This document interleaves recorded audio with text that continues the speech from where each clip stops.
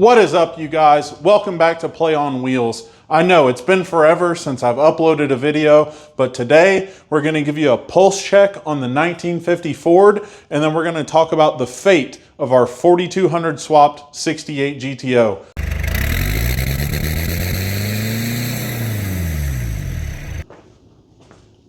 All right, y'all. Well, first things first, the last time I left you guys off on this car, we had just got it running. We fought the crankshaft position sensor just weeks trying to get that figured out. You can go back and watch the videos to bring yourself up to speed on where this project left off on the channel. But I feel like, one, I kind of owe you guys an update. Two, I want to tell you guys kind of where I am with this build and what the next steps are. I did get the car basically all put back together. There's a couple of things that have been buttoned up since you guys last saw it. We got the engine bay mostly buttoned up, the ECU's placed. We got an electric fan wired in. We've, got the car kind of in a running, driving state, at least from the standpoint of everything's there. Now, I will tell you, I have driven this car on the road one time since my last video, and it went, I won't say catastrophically bad, but things definitely did not go as planned. So what did go as planned is the car started, ran on all 8 cylinders. I was able to just prove the concept that my ECU and everything was going to work. I was also kind of doing a shakedown because I'd rebuilt the whole front suspension. I put new tires on it, steering, just everything underneath the car had been redone. I had done some wiring work, so kind of wanted to prove out that all of that stuff still worked like it was supposed to, or not still worked, but was going to work like it was supposed to. Now, what didn't go so well on that drive was that the car just ran like crap. And I don't mean that, it just wasn't tuned right, but I was trying to tune it, and I wasn't getting a lot of footage of this because ultimately I was kind of a one-man show, and I'm just not good enough to get footage and try to tune and just stay focused. I was trying to focus on the most important thing, which for me at the time was, is this car going to get me down the road and back home? And ultimately it did. We made it back to the shop, but I didn't get a lot of footage of that, and I apologize. But what I will show you guys is that I do have my throttle body and intake set up off of the intake manifold. Now, I do still have my fuel line and my wiring and everything hooked up, but it is no longer bolted to the engine. And there's a very predictable reason for that for anybody that has been watching the channel. And I'll show you that right now. So I bet some of you guys probably remember these little plastic adapters. And if you don't remember this exact set, that's probably because I never really showed you guys this exact set. But this is a set of 3D printed plastic adapters that I use to adapt 2 motorcycle throttle bodies to a Flathead V8 engine. And again, go back and check out the video if you really want to see that. And while you're at it, if you're here and you're new and you're interested in this or any other project that I've shown you guys, go ahead and hit the subscribe button for me. That really helps me out, helps the channel build momentum. But anyway, enough of that. These 2 plastic adapters are made of nylon 12. So that's the material I had these printed out of. And it's my own mistake for thinking or assuming that nylon 12 would be a more superior material just based on its chemical resistance and use in automotive applications than the PETG material that I was using before. What I ultimately found out about the nylon 12 material is that it actually had a lower or very similar glass transition temperature than the PETG material I was using, which was not enough to sustain the temperatures under the hood in this application. So, I should have known this. I should have known that the temperatures that I would see would be higher than what this material could withstand. I actually probably did know it, and I just held on because it was the only material I could easily get my hands on at the time. and have 3D printed through the company that I was working with.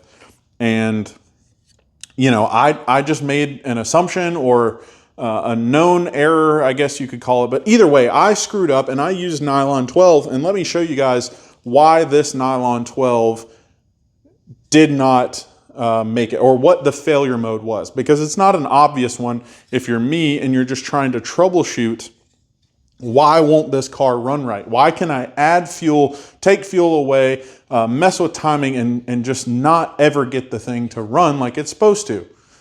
Let me show you. I have two identical 3D printed adapters in my hand right now. One is a set that's clearly been used, been applied to the car, been ran like crap, like I said. This one, brand new 3D printed, a spare set that I ordered because I kind of anticipated that the first set may have issues. Hello, why would I order a spare set if I thought the first set was going to have a problem? But anyway, it doesn't matter. What does matter is, why is this one different than this one right now? I'll start with a straight edge and I'll start with the used one. And I want to kind of show you guys, hopefully you can see that. Actually, let me show you this way. If you guys can see, maybe not. Well, if it's not obvious, there's a very distinct gap between my straight edge and the bottom of the adapter. And that gap is not supposed to be there. If I take my brand new adapter, again, never been run on the car, same material, and I put my straight edge against it, hopefully you guys can see that a little better. But there's absolutely no gap between the straight edge and the mounting surface, the gasket surface of this adapter. So what I figured out after, again, quite a bit of troubleshooting that I didn't bother filming, which in retrospect I probably should have, because one, a ton of you guys already told me that the material I had before wasn't going to hold up. I should look at metal, I should do this, I should do that. And ultimately I should have listened, and I thought I was listening to you guys by getting a better material, i.e. the nylon. But anyway, all that aside, these failed because of temperature, and what they did is they warped on the mounting surface. So this surface that mounts to the intake manifold, see, this surface right here is supposed to be flat, and it's supposed to mount to the intake manifold like so. If I can show you guys there. And what you can't see in this view is that there's a gap underneath here, here, and on the back side. Now there's another probably obvious, or maybe even not so obvious, mistake that I made, and that is that I decided to use this 1/8 inch thick cork gasket material between my adapter and my aluminum intake. Now, cork, commonly used as a gasket in automotive applications, specifically for things like valve cover gaskets, water pump well, I don't know water pump gaskets, but valve cover gaskets, maybe thermostat housing gaskets. I don't know. I've seen it before in automotive, and it's a material I had laying around, so I thought, hey, why not? But that's not why we're here. Again, I'm trying to explain to you guys how we got to where we are today. This gasket was between this adapter and the intake, and it's not obvious with this bolted down that there is a gap between the adapter and the mounting surface. It's just not obvious. I even tried the brake clean or starting fluid method and thought I maybe had a vacuum leak, so I tightened it down, sprayed it again, didn't show signs of a vacuum leak, so I thought, okay, well, I just, my bolts were loose, my gasket relaxed, so I troubleshot it, I found this, I tightened it, assumed that everything was good, went back, had driving problems, problems running, and ultimately, finally arrived at the point that I am today, which is that this part warped. So I'm going to stop rambling about this because I think you guys kind of get the picture, is that I chose plastic, 3D printed. It's a complex geometry. It was a very simple manufacturing solution for these, but what wasn't so simple is the material choice My second choice for a material was apparently a very poor one. I know that now. And where I stand today is that I am sort of stuck with this car because I can't run it. I don't want to bolt on my brand new set of adapters because guess what? The same exact thing is going to happen again. So I decided I would keep these as possibly something to use for either a aluminum casting mold or something like that. So I'm keeping the new set new, the old set for demonstration.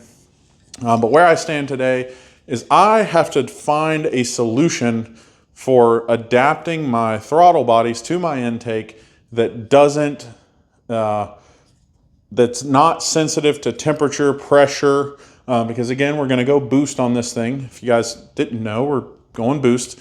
Temperature, pressure, you know, all the above, fuel, that kind of thing. So there's one more material. Yes, it's plastic. I know I'm trying to take the easy route, but it's called PEEK or P-E-E-K. And it's kind of my last ditch effort at going 3D print, but they want like $200 for a set of these printed out of PEEK material. Now, if there's anybody out there that maybe can print me a set for less than $200 for a set, I am glad to send you the file and I will pay, you know, PayPal, whatever, you know, whatever it would take to purchase these. But ultimately, I'm willing to try that as sort of a last ditch effort because I think that PEEK material is going to have a much better glass transition temperature, much higher, I should say, still resistant to chemicals, and the strength that I need for this. Or the fallback plan is fabricate something out of aluminum. I do have a TIG welder. I can TIG aluminum, although I'm not really good at it at all. But I can, you know, stick two pieces of aluminum together. So fabricate is a possible option here. So with all that said, the 50 Ford, the Turbo Flathead V8 project remains in my shop. It remains undriven for the last probably 60 days. And I've just kind of been, I won't say frustrated, but just kind of over it because I put a lot of work and time in this car in a very short period of time to get it running. And then I had this failure, which again, I should have known. You guys, hey, say it, I told you so. Drop a comment right now if you told me that this material or the plastic adapters weren't gonna work. But you know, I've had that failure and I've just not been as motivated to try to get this thing on the road. So I'm back, I'm ready to tackle this. We're not gonna tackle it in today's video. I'm sorry guys, but I'm gonna try to make another video of, you know, working on this. But again, bear with me here because once we get the EFI working on this thing, we've got like 2 or 3 more levels to go up. We're gonna put the turbo on. We might run E85 on this thing. So I've got everything to put a flex fuel sensor. I wanna see how that works, like performance gains. So there's a lot left on this car to learn and do for the channel, for this build. And you guys do me a favor and stick around because I really wanna show you guys how this progresses. And this ultimately is just one little speed bump on the total adventure, which, you know, kind of slowed me down, maybe popped a tire, but guess what? We're gonna be back on the road really soon and I'm looking really forward to it. So with the 50 Ford update, that brings me to my 1968 GTO. Again, this has a Vortec 4200 from a 2007 Trailblazer.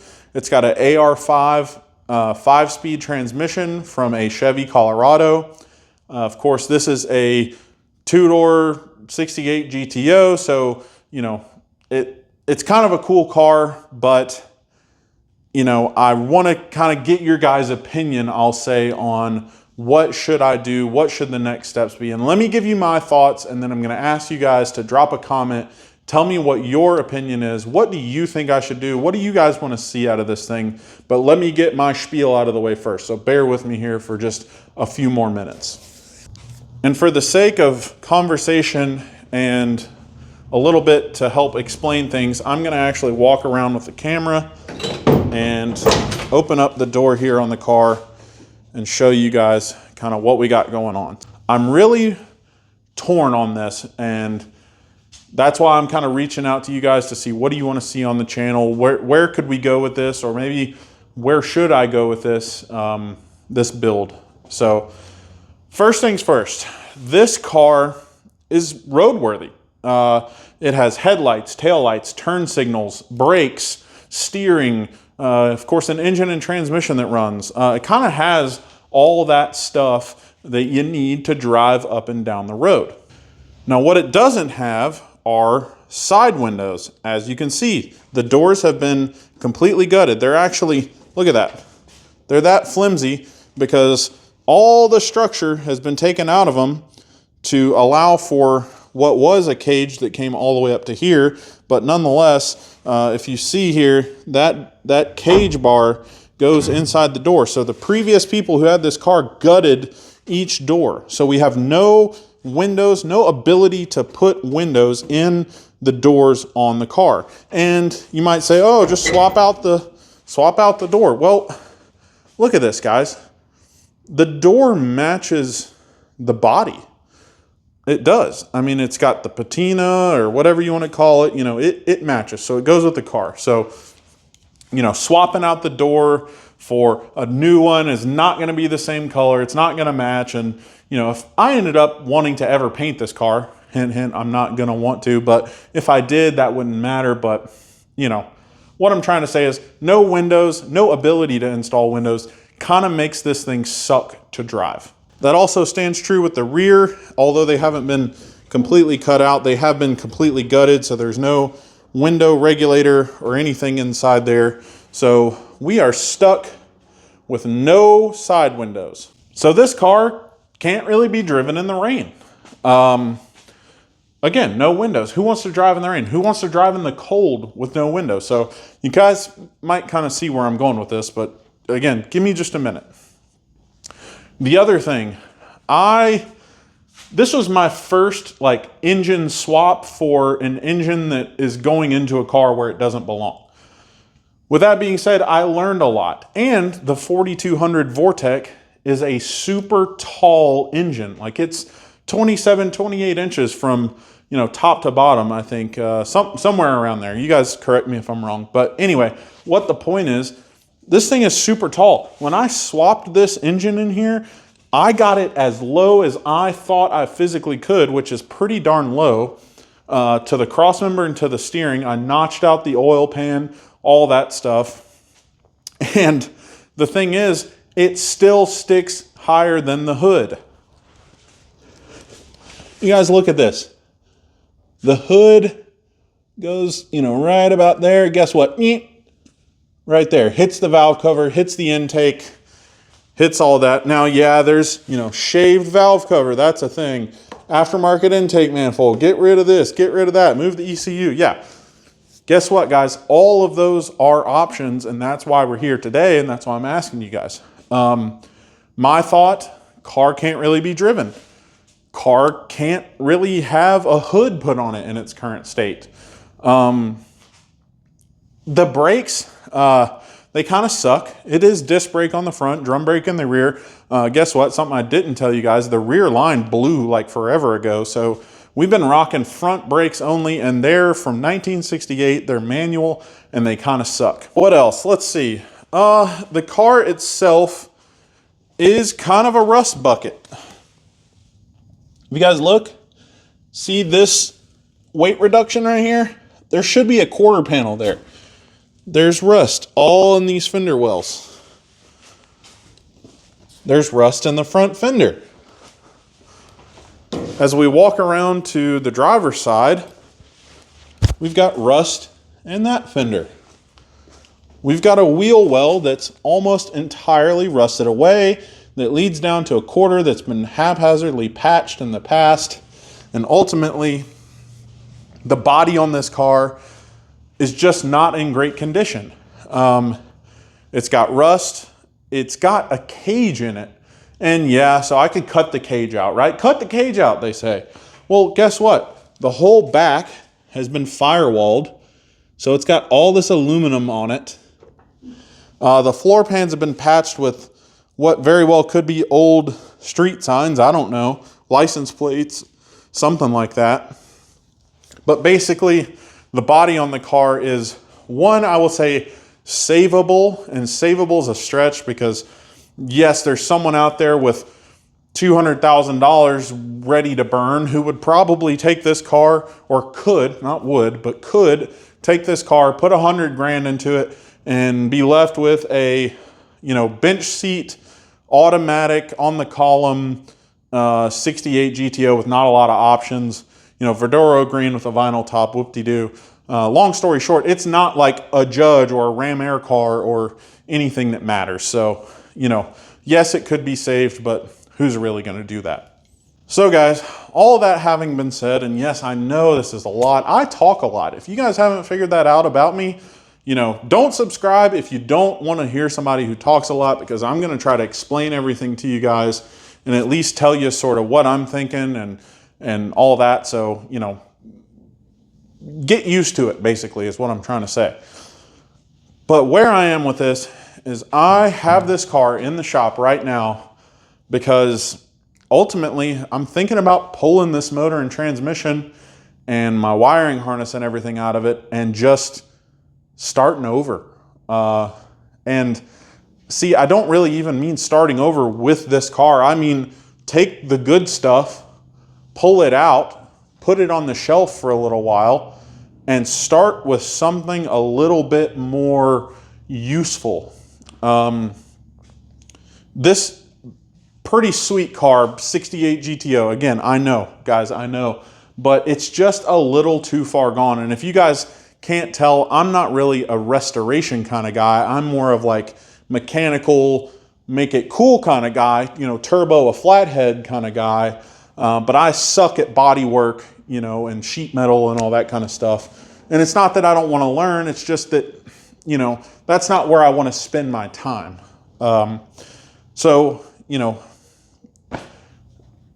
That's where I'm at, guys. I'm kind of at the point where I'm going to pull this motor and transmission. I'm probably going to sell this body and running and chassis. It's got, again, disc brakes on the front. Somebody can probably use those. It's got a GM 12-volt car rear end in it, so kind of a sought after rear differential in this thing. There's some good usable stuff on it. You got the Endura bumper, you got the grills, the headlights, the dash, maybe the steering wheel's not in terrible shape, but ultimately I'm just at the point to make a decision on this car and where it stands for myself, for the channel, and ultimately for just making space, because I'm kind of running out of space. And we've got some other projects on the way, like I need those, but we've got other things on the way, and this one is just kind of getting pushed out of the way. So you guys, if you made it this far, I really appreciate it. I want you to let me know in the comments, should I keep the GTO? Should I put more money into it? Because ultimately that's kind of what this all comes down to, is do I want to put suspension, brakes, work on engine lowering and modification and all that on a car that I can't put windows in, that I can't put an interior in, and that ultimately is never going to be something that I can be comfortable driving. And what I mean by comfortable is like have heat, have AC, have, windows to roll up if it's raining or cold or whatever. So, let me know. I really want to take your guys' opinion into account. I've only got just a short little while to decide, because I'm going to get back working on the 50. That's next in line. But then making a decision on this car needs to happen like now, because that's just where I'm at with everything. So thank you guys for watching. I know this is kind of a long, drawn-out video of just me mostly talking the whole time, but if you made it this far, again, I really appreciate it. Hit the subscribe button if you don't mind. That helps me out. I'm trying to build this into something because I want to share, these crazy ideas and sort of vehicular concoctions with you guys. And y'all's subscriptions just help motivate me. We reached 6,500 subscribers this year. Mind blown about that. But anyway, thanks again. Thank you for watching, and we'll talk to you guys here very shortly.